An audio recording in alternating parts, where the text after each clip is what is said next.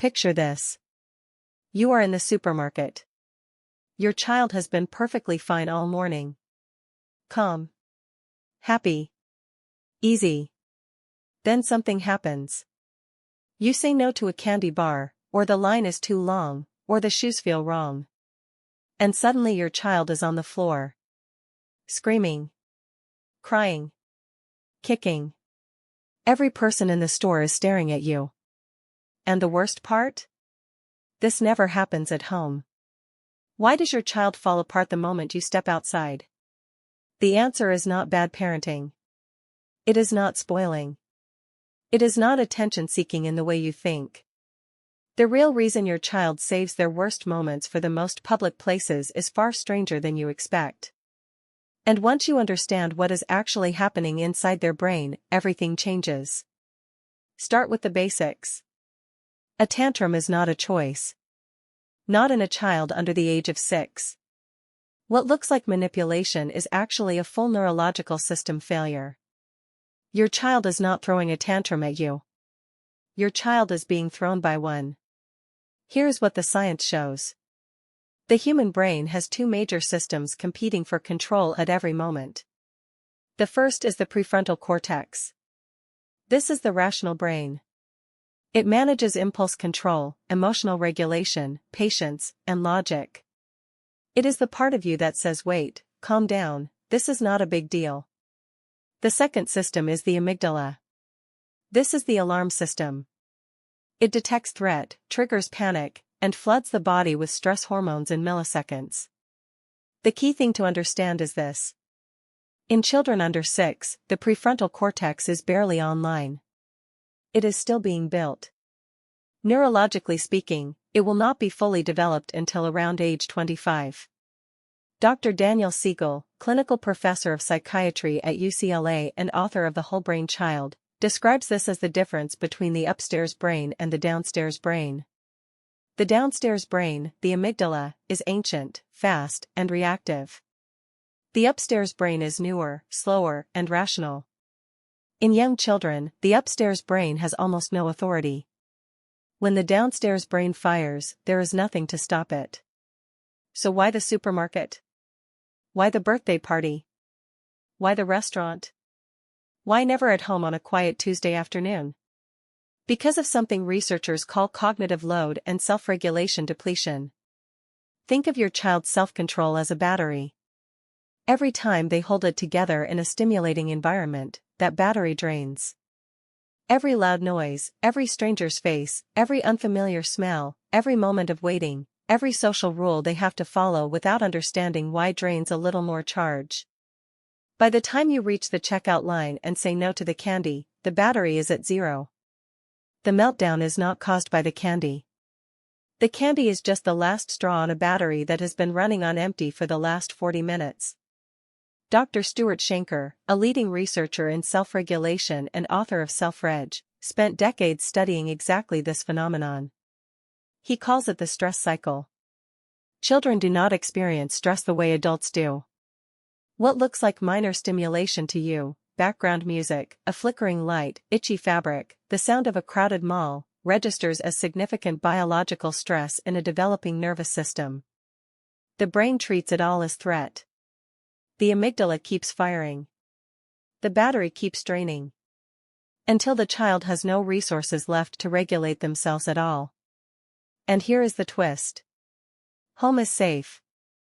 Home is quiet. Home smells familiar. At home, the stress battery is always fuller. At home, there are no strangers, no unpredictable rules, no fluorescent lights humming overhead. At home, your child can fall apart safely.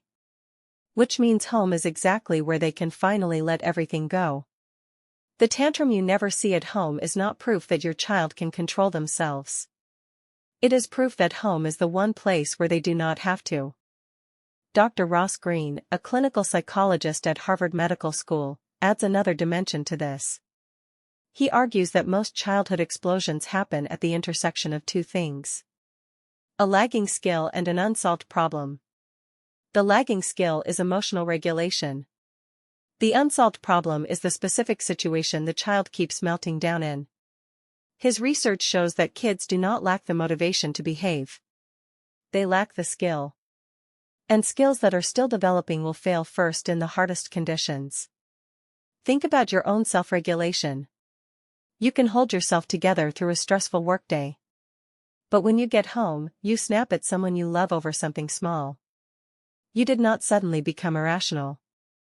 You ran out of regulation. Children are doing the exact same thing.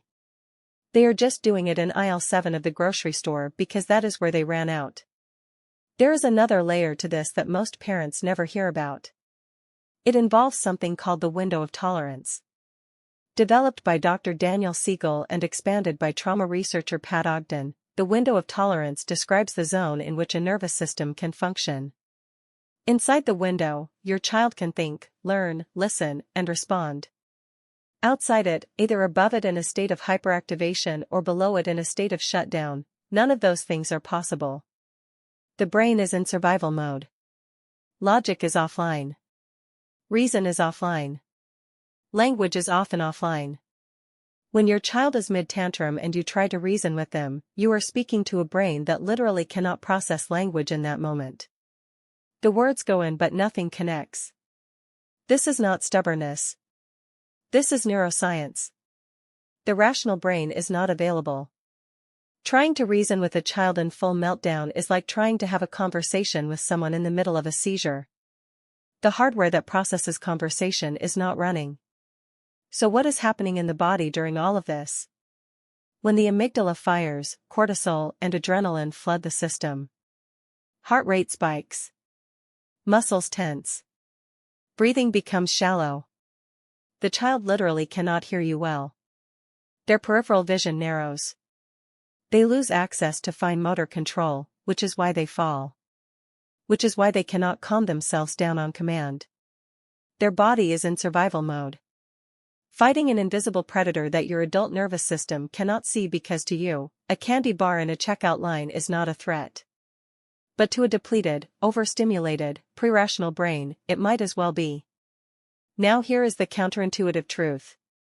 The child who throws the worst public tantrums is often the child with the highest emotional sensitivity.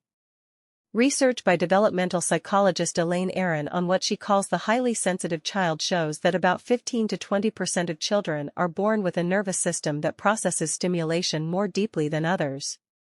These children notice more. They feel more. They are not fragile. They are tuned finer. But in a loud, bright, crowded world, that fine-tuning creates enormous internal noise. Their batteries drain faster. Their window of tolerance is narrower. And when they blow bigger. This is also why the supermarket tantrum feels so shocking. Your child was fine in the car. Your child was fine at home. The change is not in their behavior. The change is in the environment and what that environment costs their nervous system.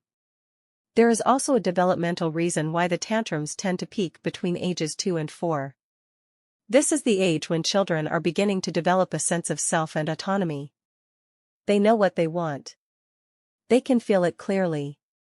But they do not yet have the language to express it, the logic to understand why they cannot have it, or the emotional toolbox to process the disappointment. They are caught in a gap between wanting and understanding.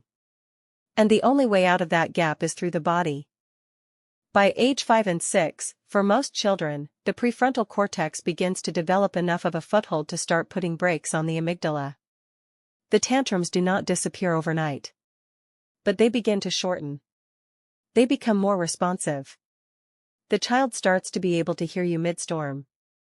Not always. But sometimes. That is the beginning of regulation. Until then, the most powerful thing a parent can do is not correct or punish or reason. It is to co-regulate. Dr. Siegel's research shows that a calm adult nervous system can actually calm a child's nervous system through proximity and tone. Not through words. Not through logic. Through the nervous system itself. The calm in your body becomes something your child's brain can borrow until their own is back online. This is why the parent who stays calm during a public tantrum, who kneels down, speaks softly, does not escalate, often finds the storm passes faster. Not because they were a pushover. Because they gave the child's nervous system something to attach to. A safe harbor in the flood. So the next time you are in that supermarket. The next time strangers are watching. The next time you feel the heat of embarrassment rising in your own chest. Remember what is actually happening. Your child is not performing. Your child is not winning a power struggle. Your child is drowning in a wave of biology that their brain does not yet have the architecture to survive alone. They need you to be the upstairs brain they have not grown yet. And here is the strange, beautiful thing. Every time you stay calm when they cannot. Every time you co-regulate instead of escalate. Every time you are the safe harbor instead of the second storm. You are literally building the architecture of their future emotional brain. The connections between the amygdala and the prefrontal cortex are shaped by experience. Every calm repair is a wire being laid. Every moment of safety in chaos is a neural pathway being built. The child who loses it in the supermarket today is building, through your steadiness, the adult who can hold it together decades from now. It started with a candy bar. It ends with a brain.